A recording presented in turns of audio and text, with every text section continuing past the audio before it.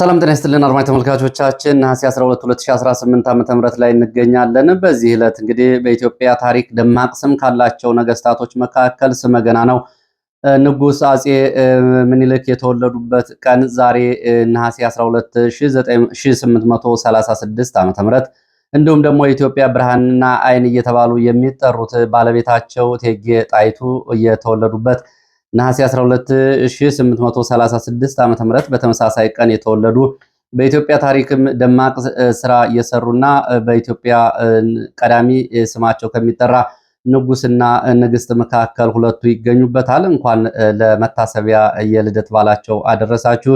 1836 ዓ.ም አጼ ምኒልክ በአንኮበር እቴጌ ጣይቱ ደግሞ በደብረ ታቦር ነበር የተወለዱት። ከዛ በኋላ እንግዲህ የኢትዮጵያን ታሪክ በተለይ በዓለም ላይ ስሟ ከፍሎ እንዲጠራ ከቅኝ ግዛት ጋር በተያያዘ የአድዋ ድል ጋር በተያያዘ ዓለም የሚያከብራቸው በርካታ መታሰቢያዎች በአሜሪካን ጨምሮ በላቲን አሜሪካ፣ በአፍሪካ በስማቸው የተሰየመላቸው አጼ ምኒልክ ታላቁ ጥቁር ንጉስ የተወለዱበት ቀን ነው። የባለቤታቸውን ጨምሮ በዚህ ሰዓት ምን አይነት መረጃዎችን ይዛሃል የምትሉኝ አድማጭ ተመልካቾች ካላችሁ አብራችሁ እንድትቆዩ ነው በአክብሮት የምጋብዛችሁ። በርካታ የግንባር መረጃዎችን ይዣለሁ። በምዕራብ ወሎ እና ሰሜን ወሎ ደጋማና ሰንሰለታማ አካባቢዎች ከባድ ውጊያዎች እየተደረጉ ይገኛሉ። ከወልዲያ ከተማ በቅርብ ርቀት ጨምሮ በምዕራብ ወሎ ተንታ፣ መቅደላ፣ ደላንታ እንዲሁም ደግሞ ወልዲያ ዙሪያና አካባቢው በደጋማው ቀጠናዎች ከባድ ውጊያዎች እየተደረጉ ነው የሚገኙት። ውጊያው የከባድ መሳሪያ ሞርተር፣ እግረኛና የአየር ኃይል የጀትና የድሮን ስምሪትን ጭምር ያካተተ ነው። በመቅደላ ወረዳ ማሻ ከተማ እንዲሁም ደግሞ በተንታ ወረዳ ተንታ ከተማ ያለውን አጠቃላይ ሁኔታ የተመለከቱ ዝርዝር መረጃዎችን ከግንባር አሰናድቻለሁ። ከማለዳው 11 ሰዓት ጀምሮ እነዚህን ስትራቴጂክ ከተሞች ለመቆጣጠር ፋኖ መጠነ ሰፊ የማጥቃት ዘመቻ መክፈቱንና በከተማው ውስጥ የሚገኙ የመንግስት ኃይሎች ደግሞ መከላከል ጋር በተያያዘ እያደረጓቸው ያሉ ውጊያዎችን የተመለከቱ ዝርዝር የግንባር መረጃዎችን በዚህ ሰዓት ትሰማላችሁ።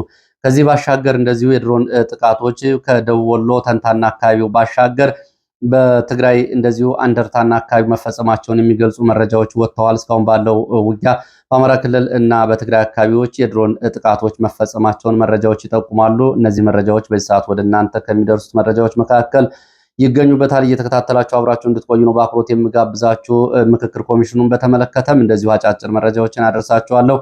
ፖለቲካዊ፣ ወታደራዊ፣ ዲፕሎማሲያዊ መረጃዎችን ከሀገር ውስጥ እንዲሁም ደግሞ ቀጠናዊ አዳዲስ መረጃዎችን እየተከታተላችሁ እስከ መጨረሻው አብራችሁ እንድትቆዩ በአክብሮት ጋብዛለሁ። ብዙዎቻችሁ ሀሳብ አስተያየት እየሰጣችሁ ስለሆነ በእጅጉ ነው የማመሰግነው።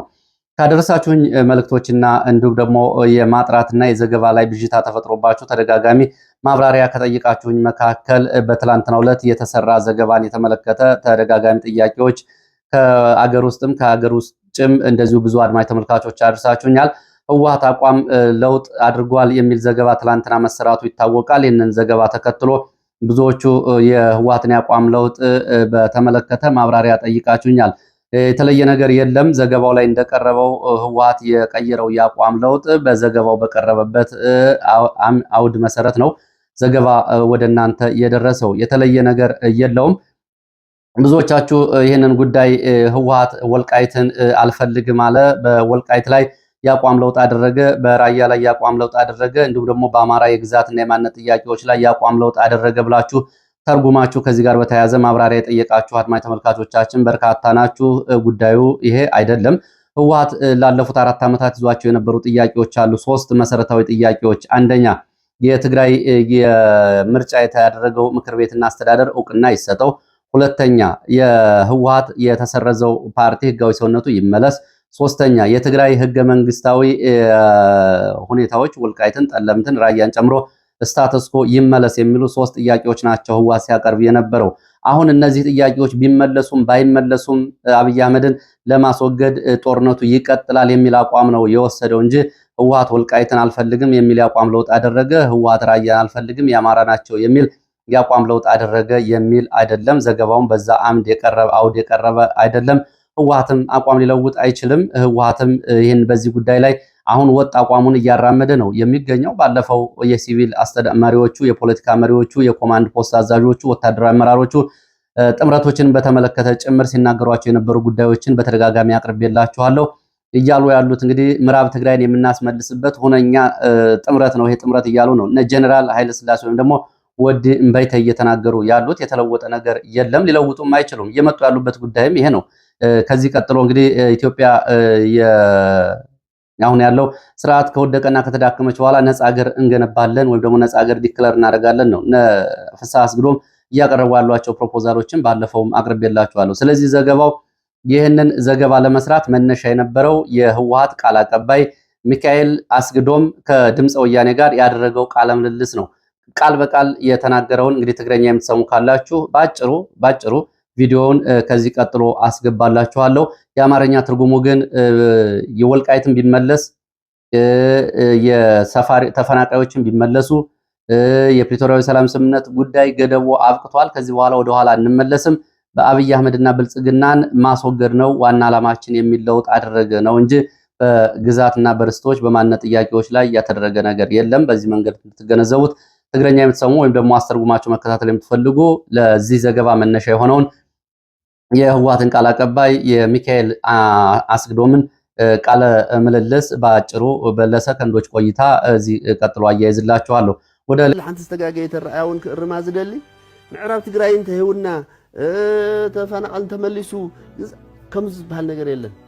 ሌሎች መረጃዎች ነው የሚሄደው። ሌሎች መረጃዎች ሲሄድ በሰሜን ኢትዮጵያ ካለው ጦርነት ባሻገር በሰሜን ኢትዮጵያ እንደዚሁ የተከሰተው ድርቅም የሰዎችን ህይወት እየቀጠፈ እንደሆነ የሚወጡ መረጃዎች ይገልጻሉ። በሰሜን ጎንደር ዞን ጠለምት ወረዳ መረው ቀበሌ በተከሰተ ከፍተኛ ድርቅ ምክንያት የ16 ሰዎች ህይወት ማለፉና በመቶዎች የሚቆጠሩ አባወራዎች ለስደት መዳረጋቸውን የቀበሌው ዋና አስተዳዳሪ ጥላሁን ገብረ ሚካኤል ለአዲስ ማለዳ ዛሬ ገልጸዋል። ካለፈው መጋቢት ወር ጀምሮ በአካባቢው ምንም አይነት ዝናብ ባለመጣሉ ምክንያት የተዘራው እህል ሳይበቅል ቀርቷል። ይህም ከፍተኛ የምግብ እጥረትና ረሃብ አስከትሏል። የ16 ሰዎች ህይወት ማለፉ በተጨማሪ በአካባቢው የቁም እንስሳት ሙሉ በሙሉ ያለቁ ሲሆን ከ488 አባወራዎች ደግሞ ረሃቡን መቋቋም አቅቷቸው ወደ ተለያዩ አካባቢዎች መሰደዳቸው ነው የታወቀው። በተለይ ወደ ወልቃይት ቀጠና የቀበሌው አስተዳደር እስከ ክልል ድረስ አቤቱታ ያቀረቡ ቢሆንም የሞቱ ሰዎችና የተሰደዱ አባወራዎችን ቁጥር መዝግቦ ለሚመለከተው አካል ካሳወቁ በኋላ እስካሁን ምንም አይነት ምላሽ አለመገኘቱን ለአዲስ ማለዳ ገልጸዋል። ቀደም ሲል ከተደረጉ ድጋፎች መካከል ለደካሞች ይሰጥ የነበረው እርዳታ ብቻ እንዳለ ቀጥሏል። አሁን ነዋሪዎቹ አስቸኳይ ድንገተኛ እርዳታ እንዲቀርብላቸው ሰልፍ የወጡ ሲሆን አሁንም ፈጣን ድጋፍ ካልቀረበ አደጋው የከፋ እንደሚሆን አስተዳዳሪው ለአዲስ ማለዳ ገልጸዋል። በዚህ ጉዳይ ላይ እንደዚሁ ከአሁን በፊት በወጡ መረጃዎች በትግራይ እስካሁን ድረስ ከ150 በላይ ቀበሌዎች ምንም አይነት ዝናብ ወይም ደግሞ እርጥበት የለም። ዝናብ አልዘነበም፣ እህል አልተዘራም፣ እህል አልበቀለም። በሰሜን ጎንደር በትግራይ አዋሳኝ ባሉ አካባቢዎች የጠለምትና አካባቢው፣ በአማራ ክልል በተመሳሳይ ዋግኽምራ ዞን አብዛኞቹ አካባቢዎች፣ ሰሜን ወሎ በርካታ አካባቢዎች ዝናብ ባለመዝነቡ ምክንያት አሁን በአካባቢው ከፍተኛ ድርቅ ተከስቷል። ይሄ ጉዳይ እስከ ደቡብ ምስራቅ ኢትዮጵያ እስከ ባሌና አርሲ ቆላማ አካባቢዎች ድረስ የተስፋፋ እንደሆነ መረጃዎች ያሳያሉ። በዚህ ላይ እንግዲህ ዓለም አቀፍ ግብረሰናይ ድርጅቶች አስቸኳይ ምላሽ እንዲሰጡ ይጠየቃል። ወደ ፖለቲካዊ መረጃዎች ሲሄድ በምክክር መድረኩ ላይ የተነሱ ጉዳዮችን የተመለከተ የደረሱኝ መረጃዎች ወደ እናንተ አደርሳለሁ። ቅሬታ ደብዳቤዎች እንዳይታዩ በኦህዴድ ባለስልጣናት ትዕዛዝ መሰጠቱ ነው የታወቀው። ከዚህ ጋር በተያያዘ የአማራ ክልል ተወካዮች ያዘጋጁት ባለ 8 ገጽ የቅሬታ ደብዳቤ ተሳታፊዎቹ በመፈረም ላይ ያሉ የክልሉ ብልጽግና አመራሮች በኦህዴድ በተሰጣቸው ትዕዛዝ አማካይነት ሂደቱ እንዲቋረጥ ማድረጋቸውና የፊርማ ወይም ደግሞ የተቃውሞ ፊርማውን እየፈረሙ ያለበት ሰነድ በብልጽግና ባለስልጣናት መወሰዱና ተሳታፊዎቹ በዚህ መካከል አቋርጠው መውጣታቸውን ትላንትና መሻሹን የወጡ መረጃዎች ገልጸዋል። ምክክሩ ፈጥኖ ለማጠናቀቅ እንደዚሁ ከኦህዴድ ከብልጽግና የበላይ አካል ትዕዛዝ መስጠቱን ተከትሎ በነገው ዕለት ይጠናቀቃል ነው የተባለው። ምንም እንኳ በተያዘለት ጊዜ ገደብ መሰረትም በአግባቡ ባለመሄዱ ተጨማሪ ቀናት የሚያስፈልጉት ቢሆንም ከላይ በመጣ ትዕዛዝ እንዲቋረጥና መርሃ ግብሩ እንዲዘጋ ትዕዛዝ ተሰጥቷል። ኮሚሽኑ ሁኔታዎች ከአቅሙ በላይ መሆናቸውን በመግለጹ ስለ አስቀድሞ የተቀመጠው የምክክር ሂደት አቋርጦ 4000 አጀንዳዎች የማጽደቅ አጠናቆ ለማጠናቀቅ ትዕዛዝ ተሰጥቶታል። በዚህ ምክንያት እንግዲህ 4000 ሰዎች ማለት ነው። በዚህ ምክንያት ከየክልሉ የተዋቀሩ 22 የክልል ጉባኤ ቡድኖች ከጥቅም ውጭ ሆነዋል። ምንም ስራ ሳይሰሩ አሸማጋይ ቡድን ተብሎ የሚታወቀውና የሀሳብ ልዩነቶችን ምክንያት ተሰይሞ የነበረው አሸማጋይ ቡድንም ውድቅ ተደርጎ እንዲበተን ተደርጓል። ለ4 ዓመታት የተደከመበት የምክክር ኮሚሽን በዚህ መንገድ እንግዲህ ምንም ውጤት ሳያመጣ ተበትኗል። የምክክር ኮሚሽኑ ላይ ኦህዴድ የፈለገውን በተለይ በአዲስ አበባ ዙሪያ ማስፈጸም ባለመቻሉ እና በተለይ የአማራ ተወካዮች ይዘውታል የተባለውን አቋም የሶማሊያ፣ የአፋር ተወካዮችና የደቡብ ተወካዮች መደገፋቸውን ተከትሎ በድምፅ ብልጫ ከ90 በመቶ በላይ ኦህዴድ በመበለጡ በዚህ ሁኔታ እንዲበተን ትዕዛዝ ተሰጥቷል ነው የተባለው። በተለይ አማርኛ ቋንቋ ብሔራዊ የስራ ቋንቋና ብሔራዊ ቋንቋ ሆኖ እንዲቀጥል እንዲሁም ደግሞ ብሔራዊ ቋንቋ ሆኖ እንዲመዘገብና በአፍሪካ ህብረት ጭምር የስራ ቋንቋ እንዲሆን የቀረበውን ጥያቄ በተመለከተ በአቅራቢዎቹ ላይ የኦሮሞ ብልጽግና ባለስልጣናትና በእነሱ ደህንነቶች በኩል ዛቻ ደግሞ የጽንፈኛ ተወካይ ናቸው በማለት ማስፈራሪያና ዛቻ እንደደረሰባቸው ተመልክቷል። በዚህ ጋር በተያያዘ አብን ቀድሞ መግለጫ አውጥቶ ነበረ። በእንግዲህ እውነተኛ ምክክር መድረክ እንደሆነ እንደሚያምንና የኮሚሽኑን ጥረት እንደሚደግፍ ገልጾ ወደ ምክክር ኮሚሽኑ መግባቱን የገለጸው አብን ዋና ቅሬታው ከገዢው ፓርቲና ደጋፊዎቹ በኩል አጀንዳዎችን በበላይነት ለመጫን በተደረጉ እንቅስቃሴዎች ላይ መሆኑና በዚህ ጣልቃ ገብነት ምክንያት እየተስተጓጎለ እንደሆነ ትናንትና በድጋሚ መግለጫ አውጥቷል። ሁለት ኮሚሽነሮች ሲል በስም ያልጠቀሳቸው ኮሚሽነሮች ከከተሞች አጀንዳ በተለይ አዲስ አበባን በተመለከተ ጣልቃ በመግባት የኦህዴድን ፍላጎት ለማስፈጸምና ለማስቀየር ተሳታፊዎችን ጫና ሲያደርጉ መመልከቱን እና ባለሙያዎችና አስተባባሪዎች የሐሳብ አፈና እና ድልዋይ አሰራር ሲደረግባቸው መመልከቱን ገልጿል። ከኮሚሽኑ ጥሰት የፈጸሙ አካላትን ከኃላፊነት ለማንሳት የወሰዳቸው እርምጃዎች ቢኖሩም የኮሚሽነሮቹ አሉታዊ ጣልቃ ገብነት ግን መቀጠሉ እንዳሳሰበው ገልጿል።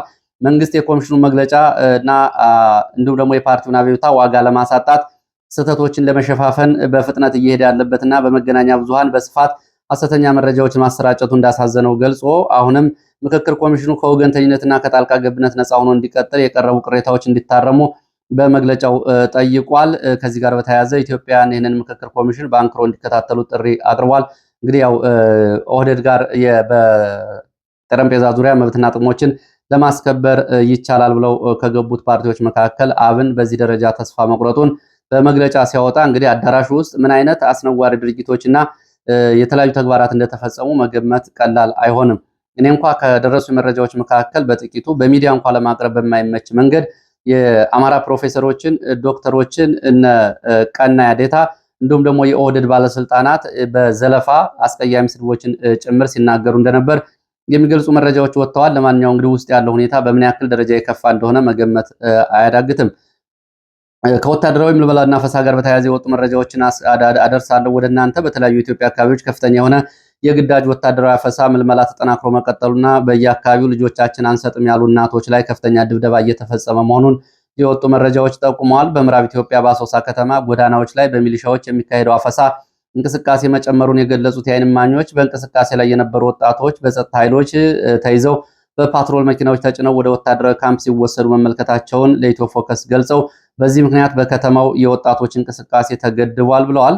በሌላ መረጃ በተመሳሳይ በናዝሬት ከተማ እንዲሁም ደግሞ በደቡብ ጎንደር ንፋስ መውጫ ከተሞች ወጣቶችን ከእናቶቻቸው ነጥቀው ሲወስዱ ለመከላከል የሞከሩ እናቶች በሚሊሻዎች ድብደባና እንግልት እንደደረሰባቸው የወጡ መረጃዎች ጠቁመዋል።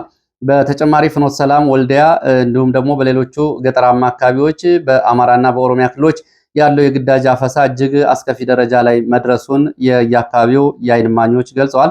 በአዲስ አበባ ዙሪያ በሚገኙ እንደ ሱሉልታ፣ ሰበታ፣ ለጋጣፎ ባሉ ከተሞች የጉልበትና የፋብሪካ ሰራተኞች እየታፈሱ እየተወሰዱ እንደሆነ የዓይን እማኞች ገልጸዋል። ወጣቶቹን የሚያፍሱ አካላት የታፈሱትን ወጣቶች ለመልቀቅ እስከ 300 ሺህ ብር ድረስ ጉቦ እየጠየቁ ለወላጆች ልጆችን መልሰው እየሸጡ እንደሆነ በምሬት ወላጆች ገልጸዋል። የምልመላ ኮታ ባለመሟላቱ ምክንያት በአፈሳ እንዲሟላ ትዕዛዝ መሰጠቱን ተከትሎ ነው በተለይ በኦሮሚያ ክልል እጅግ ከፍተኛ የሆነ አፈሳ እየተደረገ ያለው። በአንዳንድ አካባቢዎች በጊዜያዊ ፖሊስ ጣቢያ ማቆያ የነበሩ እስረኞች ጭምር ወደ ወታደራዊ ካምፖች እየተጫኑ እንደሚወሰዱም ለማወቅ ተችሏል። እንግዲህ ይሄ ያለውን አጠቃላይ የአገሪቱ ውስጥ ያለውን ሁኔታ የሚያሳይ ነው። እንግዲህ አሁንም ከፍተኛ ቁጥር ያላቸው ወጣቶች ወደ ወታደራዊ ካምፕ ለመውሰድ እየተደረገ ያለው ወታደራዊ አስገዳጅ ምልመላ ነው። ይህ በእንዲህ እንዳለ የኦህዴድ የፖለቲካና ወታደራዊ ባለስልጣናት በተለያዩ አካባቢዎች በሚያደርጓቸው ስብሰባዎች ላይ ከፍተኛ ሽብርና ስጋት ውስጥ መግባታቸውን ከየአካባቢ የወጡ መረጃዎች ገልጸዋል። የወጡ መረጃዎች እንደሚያመላክቱት የፓርቲው ባለስልጣናት ባካሄዷቸው ስብሰባዎች ላይ ስልጣንን የምንለቅ ከሆነ ከባድ ቀውስ እንፈጥራለን፣ እንዲሁም ደግሞ ሀገሪቱን እንበትናለን የሚል ማስፈራሪያና ዛቻ ንግግሮች እያሰሙ ይገኛሉ።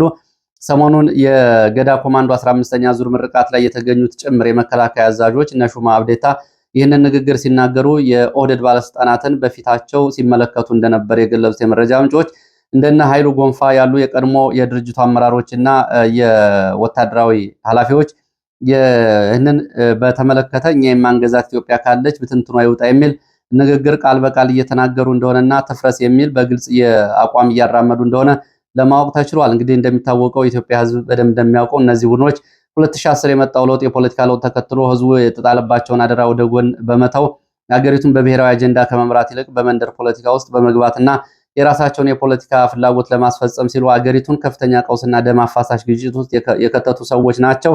አሁንም ከችግራቸውና ከድርጊታቸው የማይታቀቡ አሁንም አጥፍቶ መጥፋት ጫፍ ላይ የደረሱ ሰዎች ናቸው ይህንን እያሉ የሚገኙት። እንግዲህ ኦሮሞዎች በመሆናቸው ሰዎች ኢትዮጵያን አይመሩም ብሎ የጠየቀ የለም። ለአብይ አህመድ የተሰጠው ድጋፍ በኢትዮጵያ ታሪክ ለመሪዎች ከተሰጠ የአደባባይ ድጋፍ የበለጠ ነው። አብይ አህመድ ግን አድሮ የተገኘው የት ነው ከተባለ እንግዲህ የተገኘበትን ቦታ ሁሉም ሰው ያውቀዋል። ወደ ምዕራብ ኢትዮጵያ የሚወስደን መረጃ ላስከትል። በምዕራብ ኢትዮጵያ በአሶሳ የሚገኘው የህዳሴ አየር ማረፊያ ላይ ከቻድና ከሊቢያ እንዲሁም ደግሞ ከሌሎች አካባቢዎች የሚመጡ አውሮፕላኖች የፈጥኖ ደራሽ ኃይል ታጣቂዎችን እያራገፉ መሆናቸውን መረጃዎች ገልጸዋል። እነዚህ አውሮፕላኖች ታጣቂዎቹን ከምዕራብ ሱዳን ምናልባት ከኮርዶፋን በቻድ በኩል እያመጡ ሳይሆን እንዳልቀረና እያመላለሱ እንደሆነ የገለጹት የመረጃ ምንጮች በብሉ ናይል ጥቁር አባይ ግዛት አርኤስኤፍ እና የሱዳን ህዝቦች ነጻነት ንቅናቄ እያካሄዱ ባለው ውጊያ ተጨማሪ የሰው ኃይልና የሎጂስቲክ አቅርቦት እያቀረቡ እንደሆነ ነው የተገለጸው። በሌላ በኩል በትላንትናው ዕለት በኢትዮጵያ አዋሳኝ በሆነችው ኩርሙክ አቅራቢያ የጀኔራል አልቡራን ጦር በተከታታይ ድሮን ጥቃቶች መፈጸሙን የሚገልጹ መረጃዎች ወጥተዋል። በዚህ ቀጠና አርኤስኤፍ እና ኤስፒኤልኤም ከአረብ ኤሚሬትስ እና ከኢትዮጵያ በኩል ባላቸው ድጋፍ እየታገዙ ከ11 በላይ የጥቁር አባይ ግዛት ከተሞችን መቆጣጠራቸው የተገለጸ ሲሆን በአሁኑ ሰዓት በብሉ ናይል ግዛት ዋና ከተማ ደማዚን ተብሎ ከሚጠራው የቀጠናው ዋና ከተማ 97 ኪሎ ሜትር ርቀት ላይ እንደሚገኙ ታውቋል። በአካባቢውም ትልቅ ድልድዮች በአልቡራን ጦር መሰበራቸውንና የአካባቢው እንቅስቃሴ መስተዋወሉ ታውቋል። ወደ ግንባር መረጃዎች ነው ወደ አማራ ክልል የሚሄደው። በምስራቅ አማራ በተለይ በወሎ ቀጠና እየተደረጉ ያሉ ከባድ ውጊያዎችን የተመለከቱ መረጃዎችን ወደ እናንተ አደርሳለሁ። በምስራቅ አማራ በተለያዩ የወሎ አካባቢዎች በከባድ መሳሪያ በመካናይዝድ በብረት ለበስ የታገዘ ከባድ ውጊያ ዛሬ ሁለተኛ ቀን መቀጠሉን ከየአካባቢው የወጡ መረጃዎች ጠቁመዋል። የመጀመሪያዎቹ በወልዲያ ከተማ አቅራቢያ ወልዲያና ጋሸና ባሉ አካባቢዎች ወገል ጤና አስታይሽ መካከል በሚገኙ ገዥ ቦታዎች ከትላንትና ረፋድ ጀምሮ ዛሬም የቀጠለ ከባድ ውጊያ እየተደረገ ሲሆን በወልዲያ ዙሪያ ዜትበር፣ መርጦ፣ ሲሪንቃ፣ ተረፌ፣ ኩረታ፣ ጠጠር ተብሎ የሚጠሩ ሰንሰለታማ አካባቢዎች ከባድ ውጊያ እየተደረገ ሲሆን ድልበት ሚካኤል፣ ላም ድንጋይና ኮቤ ወደ ፀሐይ መውጫና ወደ ደላንታ ወደ ተረፌ የሚወስዱ የወልዲያ ደላንታ ወገል ጤና የወልዲያ ጋሸና ዋና መስመሮችን አቅራቢያ ያዙ ኮረብታ ቦታዎች ላይ ከባድ ውጊያዎች እየተደረጉ ይገኛሉ። የውጊያው መነሻ ባለፈው ሳምንት የብልጽግና አመራሮችና የመንግስት ወታደሮች ለቀዋቸው የወጡትን የዳውንት የፀሐይ መውጫ የተረፌ ወገል ጤና ከተሞችንና የወሎ ደጋማ አካባቢዎችን መልሶ ለመያዝ የተከፈተ ዘመቻ እንደነበር ተገልጿል። ሆኖም ፋኖ በሰጠው አጸፋዊ ምላሽ ተረፌን፣ ኩረታን፣ ጠጠር መልቀሚያ፣ ድልበትን፣ ዜት በርና የወልዲያ ዙሪያዎችን መልሶ ማስከበሩን ነው መረጃዎች እየገለጹት። ከአካባቢዎቹ ከተሞች ከስታይሽ፣ ከጋሸና፣ ከወልዲያ ተጨማሪ ኃይል ወደ ስፍራው እንዲገባ እየተደረገ ሲሆን ፋኖም አካባቢውን ይዘው ለመቆየት የመልሶ ማጥቃት እያደረገና ፍልሚያው እንደቀጠለ ከየአካባቢው የወጡ መረጃዎች ገልጸዋል። በርካታ ቁስለኞች ወደ ወልዲያ ሆስፒታል መወሰዳቸውን የአካባቢው አስተዳዳሪዎች ቁስለኞችን እንዲያነሱ የአካባቢውን አርሶ አደሮች ሲያስገድዱ እንደነበርና ትላንትና ተረፌ አካባቢና እስከ ፀሐይ መውጫ በነበረው ውጊያ በሲቪሊዮኖች ላይ ጉዳት መድረሱን በፋኖ በኩልም እንደዚሁ ጉዳት ስለመኖሩና በርካታ ወታደሮች እንደ አይን እማኞች ገለጻ ከመቶ በላይ የሚበልጡ ጉዳት ደርሶባቸዋል ሲሉ ገልጸዋል። በተመሳሳይ በምዕራብ ወሎ ቀጠናዎች በመቅደላና ማሻ ከተማ ዛሬ ከማለዳ ጀምሮ በአካባቢው ከባድ ውጊያ እየተደረገ ነው የሚገኘው። ስትራቴጂካዊ ተራራማ ቦታዎች ላይ ከባድ ውጊያ ከማለዳ ጀምሮ እየተደረገ እንደሆነ ተገልጿል። በምዕራብ ወሎ በሚገኙ ሰንሰለታማ ስትራቴጂካዊ ቦታዎች ዛሬ ማለዳ 11 ሰዓት ጀምሮ በከባድ መሳሪያ የታገዘ ከፍተኛ ውጊያ እየተደረገ ነው ያሉት የመረጃ ምንጮች በተለይ በመቅደላ ወረዳ ማሻ ከተማ በዚህ አካባቢ የመቅደላ ወረዳ ዋና ከተማ ማሻ ላይ ከማለዳ 11 ሰዓት ጀምሮ በተከፈተ ጥቃት ፋኖ ከተማዋን ማለዳ አካባቢ አብዛኞቹ አካባቢዎችን መቆጣጠሩን የዓይን እማኞች ገልጸው ከተማዋ በፋኖ ቁጥጥር ስር ከዋለች በኋላ ከማሻ ከተማ በቅርብ ርቀት በሚገኙ ገብርኤል ተራራ፣ አማኑኤል ተራራ እና በሌሎች 3 ንዑስ ግንባሮች ከባድ ፍልሚያዎች መቀጠላቸውን ገልጸዋል። በተለይ የማሻ ከተማ እጅግ ገዥ ወታደራዊ ቦታ እንደሆነ የሚነገረው ገብርኤል ተራራ ላይ ውጊያው ተጠናክሮ መቀጠሉን የዓይን እማኞች ገልጸው ፋኖ ማሻ ከተማን ሲቆጣጠር በአካባቢ የነበሩ የብልጽግና ባለስልጣናት፣ የሚሊሻ አባላት፣ የፖሊስ አባላት ወደ ተራራማ ስፍራዎች በመውጣት ከመከላከያ ጋር በመቀላቀል የመከላከል ውጊያ እያደረጉ እንደሆነና ውጊያው እንደቀጠለ መረጃዎች ገልጸዋል። ውጊያው በከባድ መሳሪያ የታገዘ እንደሆነና በሁለቱም በኩል የደረሰው ሰብአዊ፣ ወታደራዊና ቁሳዊ ኪሳራ በውል አለመታወቁን የዓይን እማኞች ገልጸዋል። ምናልባት ይሄ ውጊያ እየተደረገ ባለበት ሁኔታ የቦታ መለዋወጥ ቢኖር አድማጭ ተመልካቾቻችን እሱን ግምት ውስጥ እንድታስገቡ። ሌላው በመቅደላ አቅራቢያ በምትገኘው ስትራቴጂካዊቷ ሌላ ቦታ ተንታ ወረዳ ዛሬ ከማለዳ 11 ሰዓት ጀምሮ እንደዚሁ ውጊያ መቀስቀሱን መረጃዎች ገልጸዋል። የዓይን እማኞች ለኢትዮ ፎከስ እንደገለጹት ውጊያው ጉና ተራራ ተብሎ ከሚጠራው የበሽሎ ወንዝ አቅጣጫ ወደ ተንታ ሚካኤል ተስፋፍቶ በኋላም ወደ ተንታ ከተማ ዘልቆ መግባቱን ተከትሎ ፋኖ የከተማዋን አንዳንድ አካባቢዎች መቆጣጠሩና በከተማ አቅራቢያ ከባድ ውጊያ እየተካሄደ እንደሚገኝ የዓይን እማኞች ገልጸዋል። በተጨማሪ ከተንታ ወደ መቅደላ እንዲሁም ደግሞ ከተንታ ወደ በሽሎ ጉና ተለያየን እንዲሁም ወደ አጅባር የሚወስዱ 3 መውጫ መንገዶች በፋኖ መቆረጣቸውና ውጊያው እስከ ረፋት ድረስ በከባድ ሁኔታ መቀጠሉን የገለጹት የመረጃ ምንጮች የአካባቢው ሚሊሻ፣ መከላከያ፣ አድማ ብተና፣ የሰላም አስከባሪ ኃይሎች ከተንታ ከተማ ካምፖቻቸውን ለቀው በመውጣት አጢቆ፣ ንጉስ ግቢ፣ ታች ተንታ፣ ተንታ ሚካኤል፣ ተንታ ገበያ በተባሉ ተራራማ ስፍራዎች ላይ ምሽግ በመያዝ ውጊያ እያደረጉ እንደሚገኙ የዓይን እማኞች ጠቁመዋል።